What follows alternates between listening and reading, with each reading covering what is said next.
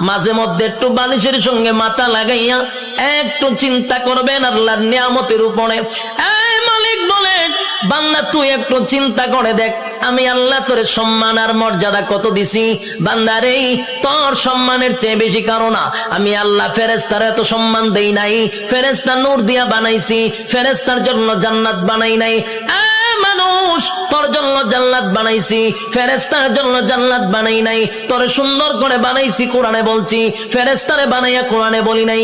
এত সম্মান, এত মর্যাদা আর এত নিয়ামত আমি আল্লাহ তোরে দিলাম। দুইটা চক্ষু দিলাম, এত পাওয়ারফুল চক্ষু যে তাকানোর সাথে সাথে সাত আসমান, একেবারে 500 বছরের রাস্তা আমরা দেখতে পারি। সুবহানাল্লাহ। এখান থেকে তাকাইলে যে আমরা নীল আকাশ তারকা দেখি, তারকা প্রায় 200-300 বছরের রাস্তা। সুবহানাল্লাহ।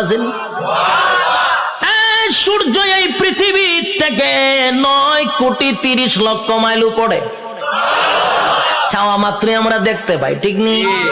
চোখের পাওয়ারটা কি মনে করছেন? চোখের পাওয়ার এত বেশি, বিদ্যুতের চেয়েও মানুষের চোখের গতি বেশি। বিদ্যুতের গতি হলো প্রতি সেকেন্ডে 1,86,000 মাইল বেগে যায়, আর আমাদের চক্ষু এর থেকে হাজার হাজার কোটি গুণ মাইল উপরে যায়। আল্লাহ এত পাওয়ারফুল দুইটা চক্ষু আমাদেরকে দান করছে। এরপরে আমাদেরকে মেধা শক্তি দিছে, ভালো বোঝার শক্তি দিছে, মন্দ বোঝার শক্তি দিছে। ফেরেশতা কিন্তু শুধু ভালো বুঝে রে, মন্দ বুঝে না। শয়তানরে আল্লাহ শুধু মন্দ বুঝার তৌফিক দিছে, খারাপটা খালি খারাপ বুঝে, ভালো বুঝে না।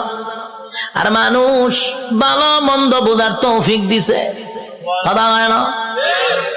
এতগুলো নিয়ামত আল্লাহ দিলেন, হাঁটার জন্য পা দিলেন, হাত দিলেন, চক্ষু দিলেন, মাথা দিলেন, এত সুন্দর করে কাঠামো দিয়া মানুষ বানাইলো।